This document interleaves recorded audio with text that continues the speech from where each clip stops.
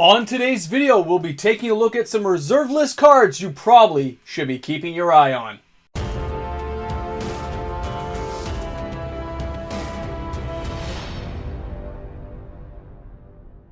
Hi everyone and welcome back. MTG Moxman here. I hope you're all having a great day today as we get ready to talk about some amazing reserve list cards. But before we get started, I just want to mention this puppy.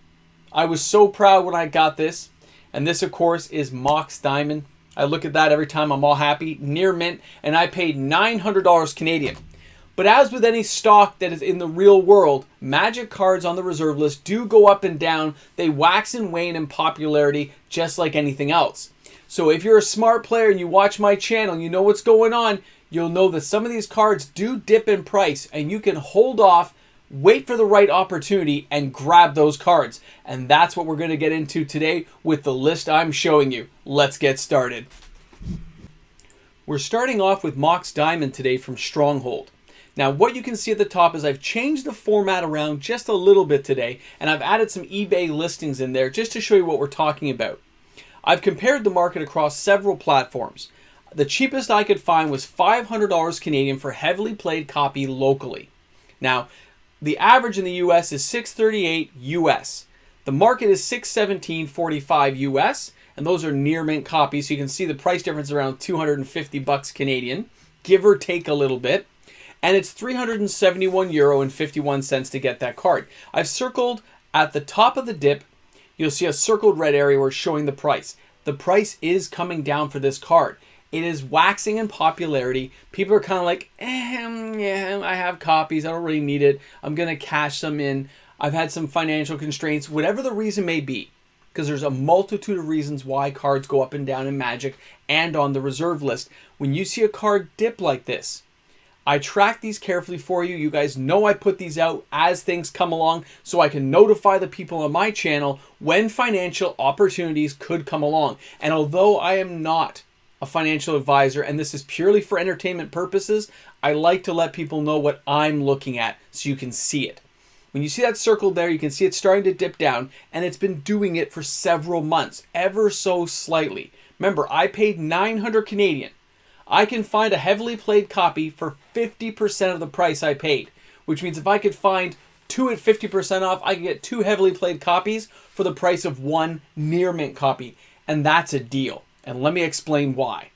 When you see the eBay listings at $579 and $529, minus some shipping, these guys both had good feedback, good, they were trusted people you could probably buy from. When you look at those and say, okay, it's around 600 bucks there for like light played, moderately played. Locally, I saw about the same price, but at places like 401, there'll be like a 10% off. Face to face, you may be able to trade some stuff in for a high trade in value. Depending on where you are, you've got some stuff to work with. But as reserve list cards like Mox Diamond, Stronghold had a low print run. You got to look at this in the long-term game. Some heavily played copies may not seem as valuable right now. They may seem like they're just played copies you can put in a deck.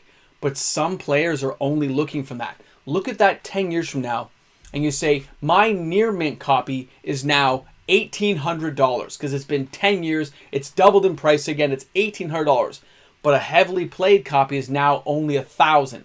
To a player who wants to buy the card, seeing it at $1,000 will be a lot more attractive for somebody who just wants to get a copy versus somebody who wants to delve out the big bucks and go for a near mint quality copy at $1,800. Depending on where you are and what your situation is on the reserve list, new investors in the reserve list might tend to go for kind of beat up copies so they can just get their hands on a copy to play with in a deck or to add it without having to proxy. Keep that stuff going. Look at it from a broad range perspective when you're investing in the reserve list. It really can pay off. Let's go ahead and take a look at the next card today, and that is going to be Beckett Cradle. Now, the cheapest copy I found was $940 Canadian, moderately played.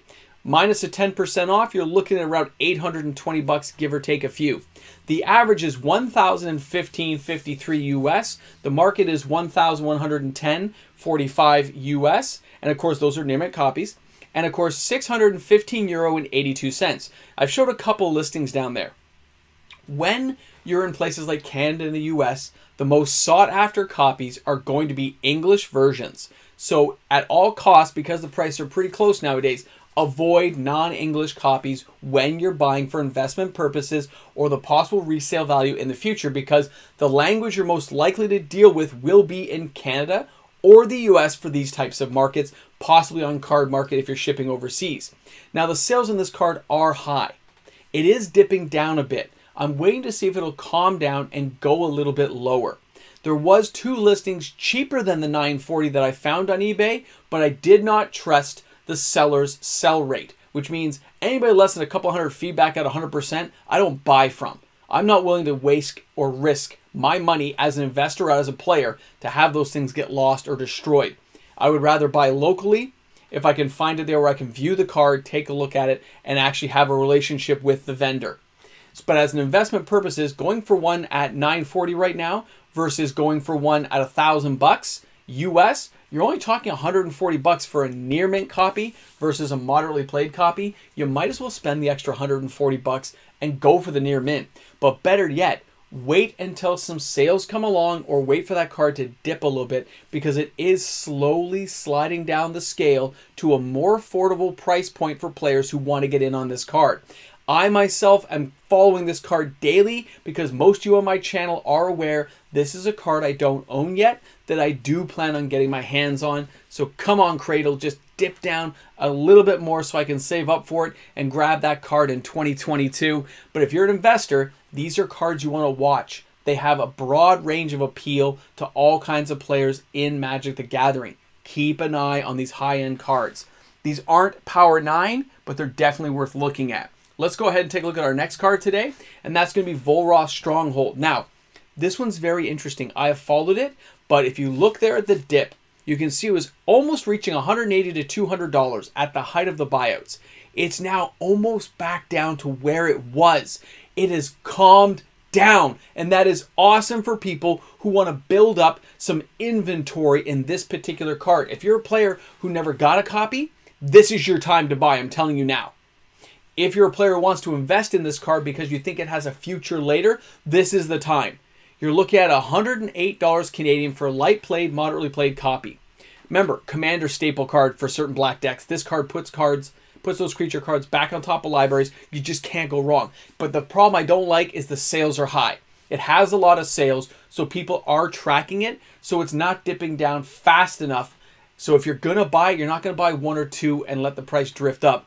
You're going to hit it in one day. If you want to get 4 copies, buy them all at once, because buying 1 or 2 will actually cause the price to drift along or possibly go up. You want to get it when you're ready, and you want to hit it fast and hit it hard and let everyone else just deal with it later, but not you.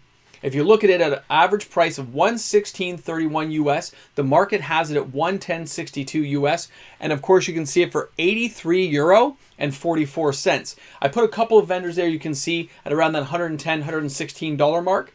Locally, I actually found copies for $98. And they were, I'll be honest, they were light played, moderate played. The pictures, they look okay, but it's the idea that it's this cheap. If you need a copy for a deck, boom, this is the time. You might as well spend the extra $10 though and get the near mint copies. It'll be worth that $10 investment 10 to 15 years from now. You'll be doubling your money over again, because a collector who wants it for a set, a person who wants only near mint quality copies inside their deck, or somebody who wants to have cards graded is going to be looking that route. If you're a player who wants to save a few bucks, there's nothing wrong with getting moderately played copies, because there'll be players who want to save a few dollars and get in there, which will appeal to a broader range of people who don't have the same price point as a richer player. It's very interesting stuff. Raw Stronghold is definitely one that I'm keeping my eye on, and I'm probably going to pick up a couple over the holiday season, because I didn't buy anything yet. I can't imagine anything on Boxing Day grabbing my eye at this point, so I might as well buy a couple of Stronghold for the channel for future prizes. Now, our next card is Obeyance. This card has dipped down, thank goodness. I do have quite a few copies of this card. I am personally not looking at buying more of it, but if you didn't have any, at $17 Canadian light played, the average is $19.25 US, the market's $19.18 US, and you can see there it's €12 and 64 cents. All these copies are good. The sales are slow, which means it is primed to keep dropping. I bought my copies when it was like buy 4 for like $5, okay? Like, it wasn't worth anything. But it keeps dropping right now, which is great. When you see a slow sale, You see a card that has decent appeal. Remember, this card stops people from casting sorceries and stuff that affect other players, and it lets you draw a card. It is amazing to cast after you've gone through combat. So you go through combat, you do your attack, and then you put it back out there saying, oh, now you can't attack me your next turn, and I get to draw a card. So that is kind of fun. It is a very nice card to have around. I like it saying, I'm not going to be nuked with a fireball. Nobody's going to do horrible things to me. I like it. Great card, good value, low price point. And if you wait till after Christmas when constraints get a little bit tighter for people, maybe a few more get dumped onto the market and it becomes a race to the bottom to grab that card, which will be very interesting for players who really want to get their hands on some of these older weather-like cards. And you might as well go for a near mint. You're only talking about $1.50 difference. So there's no problem in going for the really good quality copies and holding on. I myself do not have any in near mint. I was just buying play sets because they were really cheap back in the day, back in like 2016, 2015. And it was a way of getting free shipping. So I wasn't really looking at it that way. I probably should have, but I wasn't. Let's go ahead and take a look at our next card. And that is going to be Karn, the Silver Golem. All right. Now, Karn's interesting. We're talking Urza Saga, old set, powered up. This card was reprinted in From the Vault, I believe, and I think as a promo as well. But when you look at this card and see him crashing down, look at the price dipping, look at the circled red. You see the prices coming down. You can see the eBay sales kind of match up with what I found right here. And it's the same price I'm finding locally. Very stable market. Now, he's a 4/4. When he blocks a creature, basically becomes like a 0/8, but he can activate other artifacts and make them into creatures based on their casting cost. If you build a deck around that, you put a few other Karns in there, you could have a fun commander deck that nobody's expecting, and it can be a little bit of a, hey, look at this old cool card. I like the idea of it. Now, $40 Canadian for a light to moderately played. The average is $35 US. The market is $36.78, so you can find the near mint copies for around the same price of what we get a light played one in Canada for, so keep an eye on that. And €23.64 will get you that card. The sales are steady. I wish they were slow if you're a person trying to grab extra copies to invest in, or if you're a person who wants to get the best copy you can find, because this one here is just one of those cards you're like, I really want to get my hands on it. You might want to go From the Vault foil for this one. You're not going to pay that much more money, and it's still kind of cool to have around. There's some arena promos, and it's just great stuff. And he's just underrated for what he costs. 5 for a 4/4 is still not bad.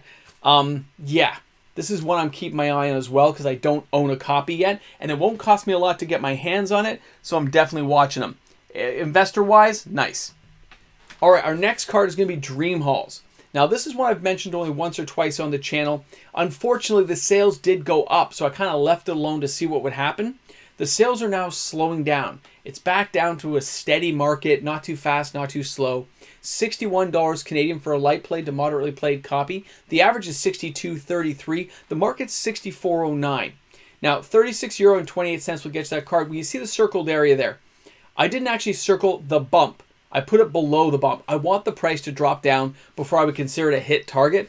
I would love it to be in the $40 range, and I want to see what happens with it. It does see some commander play.